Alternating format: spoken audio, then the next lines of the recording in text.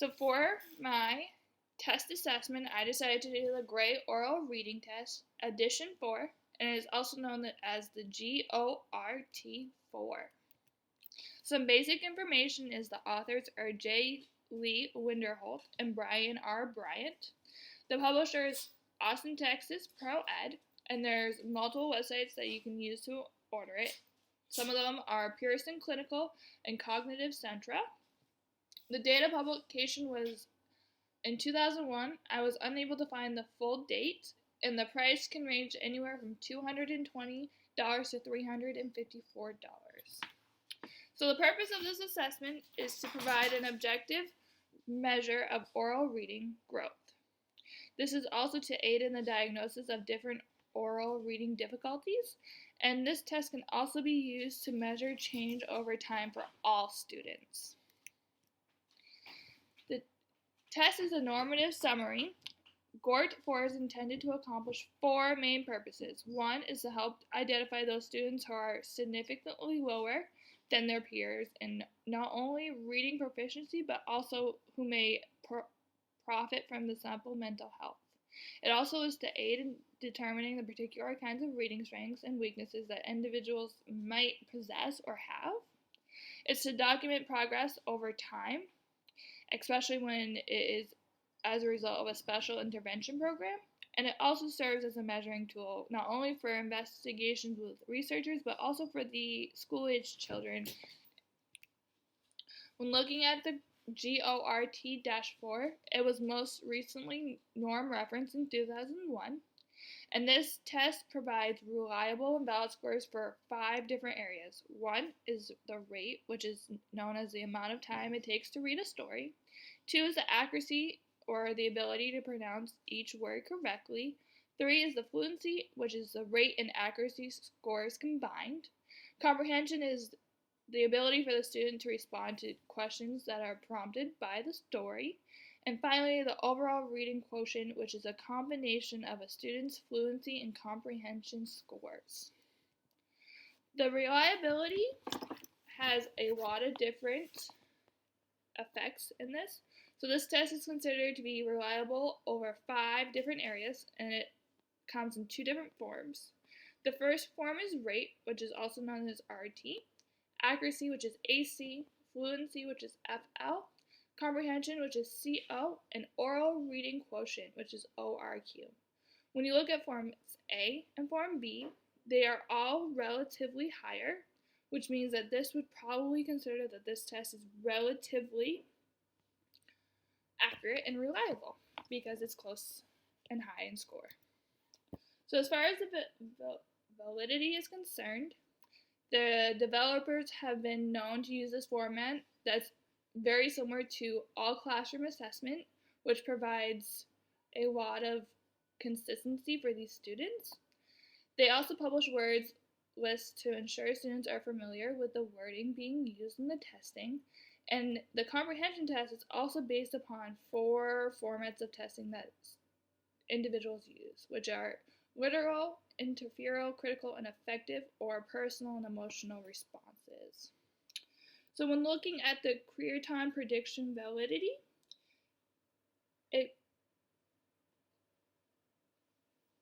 it's considered that this test is valid for a wide range of ages and populations, including normal subjects or students that do not have a disability, and subjects that do have a disability, so students that have a disability. So the higher validity is with the rate, accuracy, fluency, and the overall reading quotient, and the moderate one is for the comprehension. So when looking at the content description validity, age difference has a means that become larger as the subjects become older. The relationship to age to performance coefficient for rate is 0.74, accuracy is 0.73, fluency is 0.66, and comprehension is 0.84. Since these coefficients are considered to be high, that supports the idea that this test, or GORT-4, is relatively valid. Test reliability over the 5 areas on these forms show that Form A and Form B are also overall reliable. So when looking at the comprehensional basal test, this is a test that includes students, which allows them to miss up to at least 3 of the 5 comprehension questions on any one story, or until the final story is read. The fluency basal is a rate score and accuracy scores that are added to obtain fluency scores, which is used to determine basal and ceiling, which is also known as the comprehension. Basal is when fluency scores for a story is 9 or 10. Ceiling occurs when fluency scores of 2 or less for a story. There's a lot of deviations from print, slashes or separate marking system for miscue analysis, and there's a determination of rate accuracy and fluency scores. We're able to use conversion tables to convert time to rate scores and convert deviation from print to accuracy using a conversion table. Determining these fluency scores also sum up how this test is reliable and valid. When looking at the scores of all the tests, all the scores are reported in the following: standard scores, percentile ranks, grade, and age equivalencies. When you get your packet or what you order, all of this information is within it. I was unable to provide accurate and more detailed information because they weren't releasing it. So in administration, this test can take up to 15 to 45 minutes. This means that for students who take a longer time, it will allow students to have up to 2 sessions to complete this test, which is also considered a modification. Entry selection, so the first place that we should be starting is upon reading level and or grade level. So if we have an understanding of where the student is reading wise, we're able to use that information to promptly give them the right tools to start. If we are unsure if this is a new student who we don't necessarily have background information on, the entry or the starting test should be grade level testing. As far as what teachers are supposed to be doing, teachers are allowed to give prompts, so saying, giving the student book and pointing to where they want them to start and say begin, but we are unable to answer questions for them due to this being a comprehension test as well.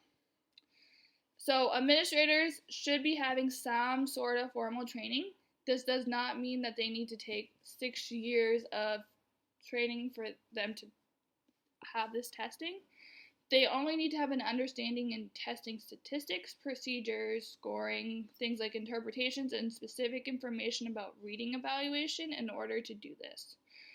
When looking up how this administration would work, directions seem to be easily followed. The only downfall is that there's a lot of human error due to the fact that you are using students' handwriting, and that can be easily misinterpreted.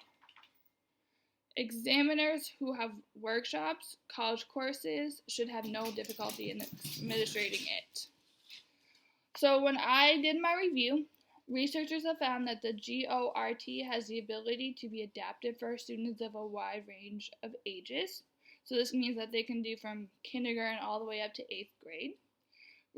Researchers have discussed that the only downfall is human error due to the inability to read things like students' handwritings.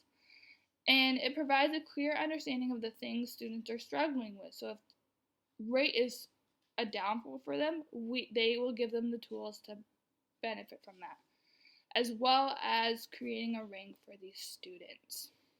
And those are my resources.